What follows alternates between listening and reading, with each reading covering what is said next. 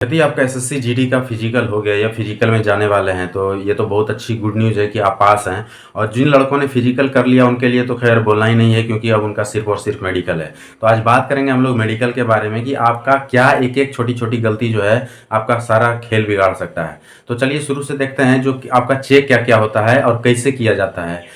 ये चीज़ें मैं अपने अनुभव से बता रहा हूँ, क्योंकि वहाँ तक पहुँच चुका हूँ और वहाँ से सारा चीज़ होके आया हूँ। तो एक एक चीज़ मुझे पता है, तो इसलिए मैं आपको बताने का कोशिश करता हूँ। देखिए, फ्लैट फुट आप सभी को पता होगा कि यदि आपका पैर जो है नीचे वाला, वो फ्लैट फुट जो है फर्स्ट में चेक किया जाएगा कि वो ठीक है या नहीं है। उसके बाद नॉक नी भी आपको पता होगा, वो चेक किया जाएगा। तो यदि इन दोनों में आप पहले ही देख सकते हैं, जैसे पानी में पैर लगा के देख सकते हैं कि आपका फ्लैट फुट ठीक है या नहीं है, और नहीं है तो उसका क्या व्यवस्था करना है, क्या ठीक करना है। दूसरी बात, नॉक नी भी देख सकते हैं, वो भी आपका ठीक हो जाता है। तीसरा चलते हैं आप लोग हाइड्रोसिल पे। हाइड्रोसिल जो है आपको चेक किया जाता है कि वो ठीक है या नहीं है, उसमें कोई प्रॉब्लम तो नहीं है उसका, जैसे उसमें जो है मतलब फैट वगैरह ज़्यादा आ जाता है तो प्रॉब्लम होता है। तो ये चीज़ें आपको ध्यान दे देना है शुरू से। उसके बाद तीसरा चलते हैं बैक साइड आपका चेक किया जाएगा। बैक साइड मतलब आप समझ रहे होंगे, तो वो सब उसमें कोई प्रॉब्लम नहीं होना चाहिए आपका। यदि उसमें कोई प्रॉब्लम है तो वहाँ पे भी आपको दिक्कत कर सकता है। उसके बाद जो है आपका हैंड ठीक होना चाहिए, यानी हाथ भी आपका जो है ऐसे सीधा करा के चेक किया जाएगा। तो सही होना चाहिए, दोनों दोनों मिला के भी ऐसे भी चेक कराया जाता है। तो ये दोनों ठीक होना चाहिए। उसके बाद फिंगर जो आपका सही होना चाहिए, खास करके ये फिंगर, ये तो एकदम सही होना चाहिए, क्योंकि इसको ट्रिगर फिंगर बोलते हैं खास करके डिफेंस में।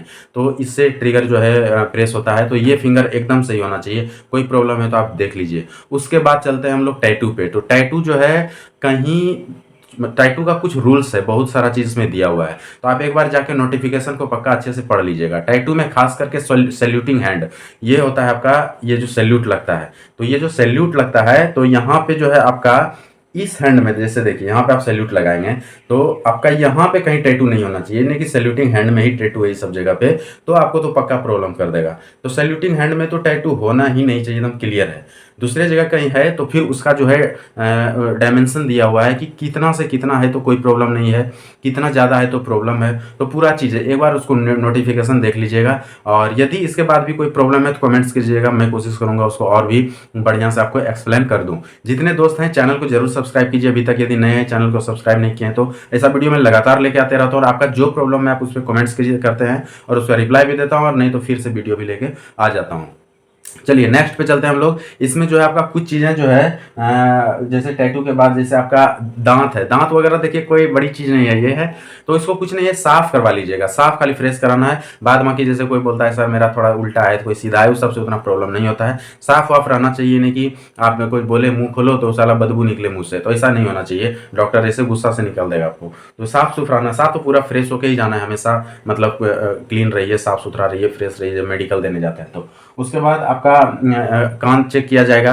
कान एकदम फ्रेश होना चाहिए। कान जो है साफ करवा लीजिएगा यदि गंदा होगा, लेकिन एक वो लोकल आदमी लोग भी साफ करता है, वो लोग से मतलब वो मत खराब करवा मत लीजिएगा। कोशिश कीजिएगा अपने से हल्का हल्का साफ करने का, या फिर आजकल कोई मेडिसिन वगैरह आता है, ड्रॉप्स वगैरह, वो ले सकते हैं, लेकिन अच्छा से लेना है डॉक्टर के सलाह से, क्योंकि ऐसा नहीं मेडिकल के पहले साफ करने के बदले और खराब कर लीजिएगा। ये चीज़ें हैं। उसके बाद माउथ, मुंह जो है वो भी देख लेना है, क्योंकि देखिए कान वगैरह में भी मतलब आपको झूठ फूस का रीमेडिकल दे देगा, साफ करवाओ इसको।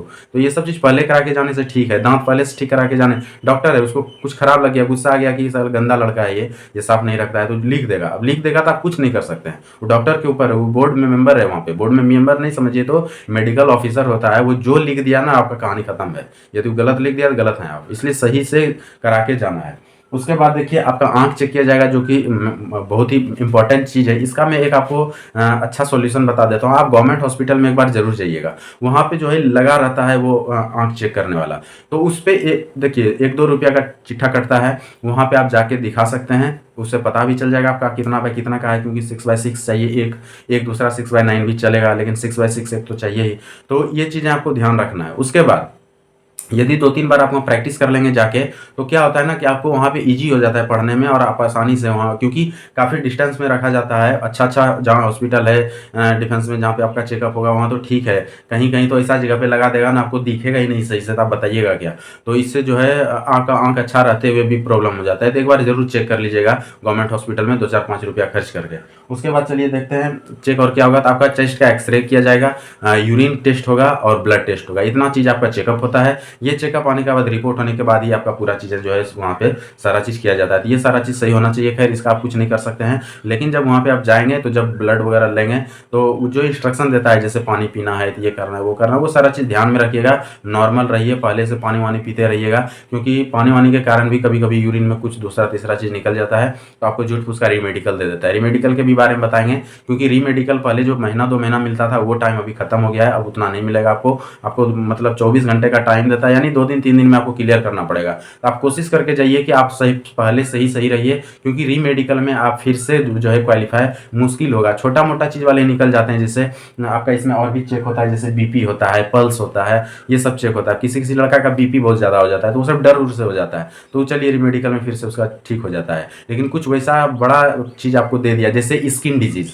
स्किन डिजीज़ भी चेक किया जाता है। मेरे को सिहली में छाँट दिया था, सिहली जानते होंगे, व्हाइट-व्हाइट दाग होता है, तो मेरे को दाग हो गया, वो हट जाता है। जबकि वो फिर उस समय लेकिन टाइम मिलता था, तो आप जो है फिर से समय मिलेगा तो आप कर सकते थे पहले, लेकिन अभी उतना समय नहीं मिलता। वो जो स्किन डिजीज़ वगैरह होता है, उस समय कम से कम 10-15 दिन 20 दिन लग जाता है ठीक होने में, क्योंकि वो अचानक ठीक नहीं होता है। तो यदि आपको कोई दाग वगैरह है, दाग धब्बा, मतलब वैसा कुछ भी प्रॉब्लम है या स्किन डिजीज़ है, तो वो सब जो है लोशन वगैरह से ठीक हो जाता है। तो आप पहले दिखा के वो सब चीज़ ठीक कर लीजिएगा। नहीं तो ये छोटा-छोटा चीज़ है, बीमारी नहीं है, लेकिन वो डॉक्टर के ऊपर है, कोई छाँट दे, कोई नहीं छाँटे। हम लोग के ग्रुप में किसी को नहीं छाँटा, किसी को छाँट दिया, हमको छाँट दिया।